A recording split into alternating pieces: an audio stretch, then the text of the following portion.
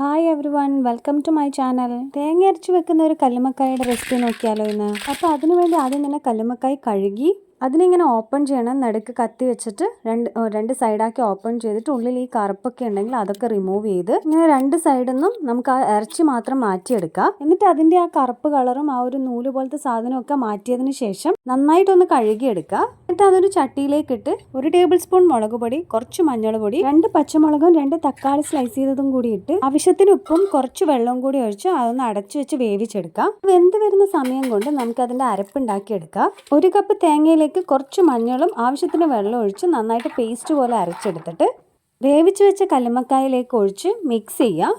1 table spoon എരിവുള്ള മുളക് പൊടിയും 1 ടേബിൾ സ്പൂൺ കാശ്മീരി മുളക് പൊടിയാണ് ഞാൻ ഇവിടെ ഇട്ടേക്കുന്നത്.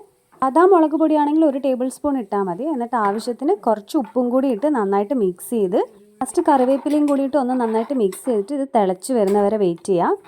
ഇത് നന്നായി തിളച്ച് വന്നിട്ടുണ്ട്. ഇനി ഇത് ഓഫ് ചെയ്ത് നമുക്ക് ഇതിൻ്റെ അകത്തേക്ക് താളിച്ചൊഴിക്കുക. അതിനുവേണ്ടി ഒരു പാത്രത്തിൽ കുറച്ച് എണ്ണ ഒഴിച്ച് കടുകിട്ട് 2 ഉണക്കമുളകും കുറച്ച് കറിവേപ്പിലയും കൂടി ഇട്ട് അതൊന്ന് മൂത്ത് കഴിഞ്ഞാൽ കറിയിലേക്ക് ചൂടോടെ ഒഴിച്ചു കൊടുക്കുക.